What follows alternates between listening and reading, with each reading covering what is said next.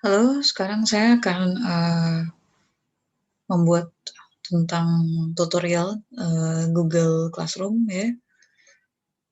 Silakan buka browser, kemudian ketikkan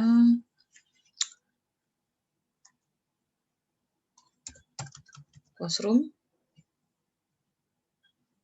google.com seperti ini. Oke. Oke. Nah, kemudian kita akan masuk ke dalam room dari Google Classroom ya. Oke, tadi saya katakan ini untuk buat atau menambahkan kelas baru. Oke, kita klik buat kelas. Jangan lupa centang, kemudian klik lanjutkan. Nah, isikan nama kelasnya. Ya, isikan nama kelas. Sebagai sampel, itu saya ada bikin buat kelas misalnya penerbitan grafis dan elektronik. Kemudian bagiannya karena saya mengajar selesai mid semester ataupun selesai UTS gitu ya. Nah, itu saya tuliskan bagian itu. Nah, untuk mata pelajarannya sendiri, itu ada penerbitan grafis dan elektronik. Sedangkan untuk ruangannya, di jadwal, saya lupa jadwalnya kelas apa, mungkin bisa ditulis ruangnya ruang 2B, gitu ya. Dan biasa yang kita gunakan, biasanya kalau nggak ruang 2A, ruang 2B, atau ruang 5A biasanya. Kalau memang ada ruang pertemuannya, kalau tidak ada, tidak perlu. Oke. Nah, itu sekilas. Oke, kita ambil sampel atau konten. Oke. Saya di penerbitan grafis. Nah, di penerbitan grafis kita lihat di sini ada 4 ya, ada forum, tugas kelas, anggota, sama nilai. Nah, kemudian kita bagikan kode kelas. Oke. Kemudian kita lakukan salin link. Cukup mudah, kemudian kita kirimkan tautan tersebut kepada peserta didik kita atau kepada orang yang akan kita ajak bergabung ke dalam kelas kita. Oke, atau bisa juga dengan cara mengklik bagian anggota, kemudian menambahkan siswa atau undang siswa. Ya, nah undang siswa tadi dengan 2 cara. Yang pertama kita bisa dengan copy atau salin link undangannya. Nah, atau bisa juga mengetikkan namanya di sini. Nah, ini ada sampel, misalnya saya mau mencari, ini adalah orang-orang yang biasa kontak sama saya via email. Jadi kita tinggal tuliskan saja, misalnya saya ingin menginvite Atika, gitu ya. Saya masukkan ke dalam kelas ini, itu bisa.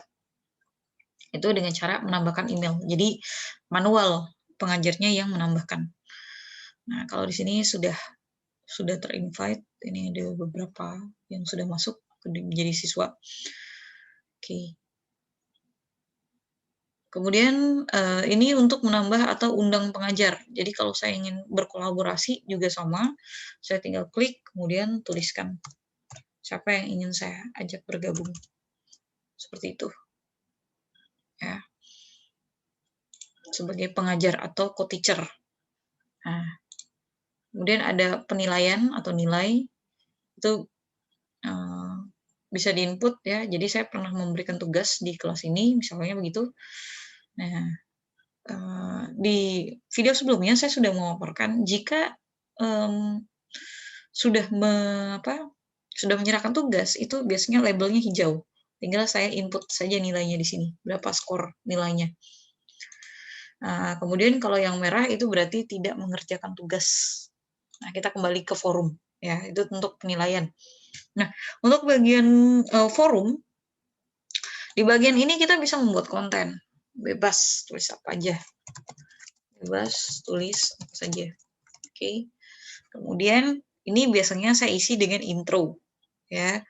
Kemudian kalau tidak ingin diberikan kepada semua siswa, ini kita bisa hapus centangnya. Artinya nanti si dalam hal ini Rahma Juwita itu tidak akan mendapatkan informasi mengenai materi yang akan saya bagikan. Tapi kalau ingin memberikan ke seluruh peserta didik atau ke mahasiswa, itu bisa pilih option semua siswa. Nah, di sini saya akan menuliskan intronya saja, jadi ini hanya bagian intro saja, ya. Sedangkan kontennya biasanya saya masukkan ke dalam sini. Nah, ada Google Drive yang tadi saya sudah jelaskan. Ya, Google Drive ini biasanya file kita sudah kita input dulu di cloud storage, yaitu Google Drive. Kemudian bisa juga melalui link, itu biasanya sumber informasinya adalah dari pihak kedua atau by utilization, artinya kita cukup menggunakan aja, tapi yang bangun konten bukan kita, tapi orang lain. Kemudian untuk file, ini biasanya di-input ke dalam Google Classroom ketika kita bikin konten sendiri, ya, atau by development. Kemudian kita belum memasukkannya ke dalam ke Google Drive, maka itu bisa klik file. Contohnya seperti ini, ya, tinggal drag saja. Oke, tinggal drag nih. Misalnya ini tinggal dimasukkan. Oke, tinggal di drag saja. Seperti itu. Oke. Bisa juga dari YouTube. Nah, kalau YouTube ini tadi saya katakan bisa dengan penelusuran video, bisa juga dengan URL. Nah, seperti itu. Oke. Lantas untuk bagian posting nih, ini kalau saat ini juga mau kita post, tinggal klik posting. Tetapi kalau belum selesai bisa klik pilihan simpan draft. Nah, sedangkan dijadwalkan ini untuk materi atau perkuliahan yang tidak kita rencanakan pada pelaksanaannya pada hari ini, bisa saja besok, bisa saja lusa atau minggu depan. Seperti itu. Kemudian kita masuk ke dalam fitur yang kedua, yaitu tugas kelas. Oke, ini saya buang dulu karena saya tidak mau memposting apa yang saya tulis. Mohon maaf. Oke, kita buang. Kemudian kita masuk ke dalam tugas kelas. Nah, di tugas kelas ini, kita bisa klik dibuat di sini. Nah, ini ada beberapa optionnya, tugas, kuis, pertanyaan, materi, ya gitu. Ya, saya kasih sampel tugas misalnya. Oke, kita buat dulu judulnya. Oke, kita buat dulu judulnya. Misalnya tugas kognitif 1, mata kuliah penerbitan grafis dan elektronik. Kemudian kita kasih option petunjuk tugasnya seperti apa. Jika ingin menambahkan file, ya, entah itu misalnya buku referensi atau sumber referensi, ya, seperti e-book, nah, itu bisa ditambahkan di sini. Sama Google Drive, link, file, sama YouTube yang bisa ditambahkan.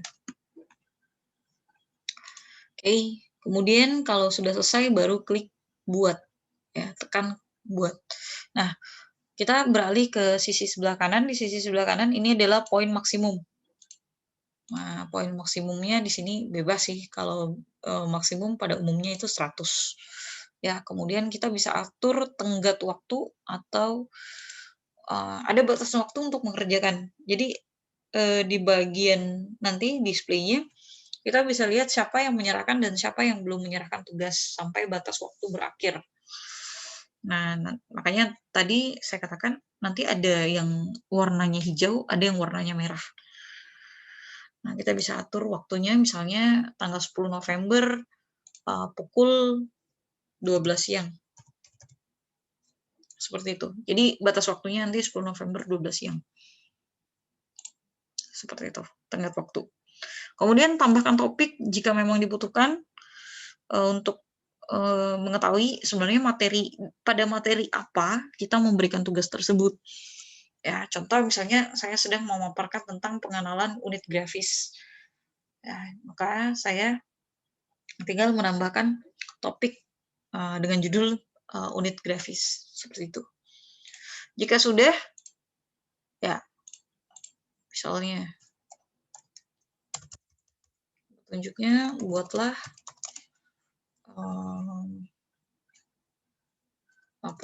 proposal tentang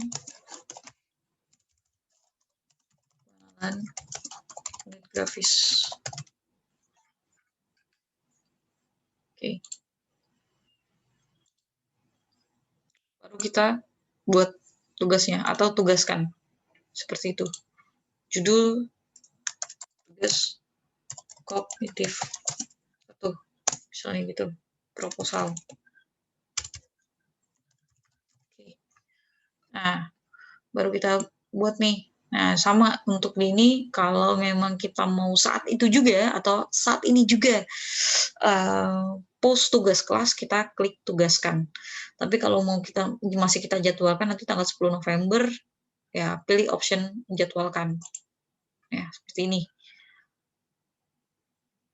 Nah, harus dijadwalkan sebelum batas waktu, karena batas waktunya adalah jam 12 besok ya jadwalnya.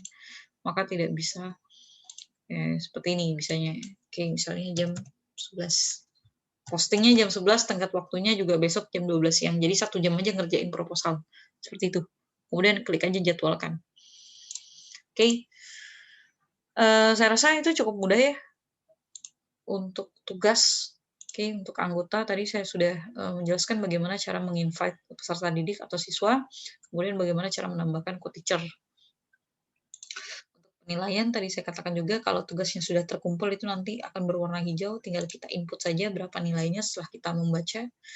Ya, kemudian jika memang tidak menyerahkan, tidak perlu diisi atau kasih aja 0, seperti itu. Oke, cukup mudah untuk pembuatan Google Classroom ya. Kemudian saya lupa menjelaskan juga, ini ada pilihan tema atau upload foto.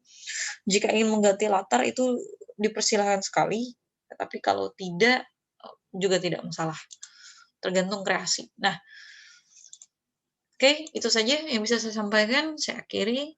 Assalamualaikum warahmatullahi wabarakatuh.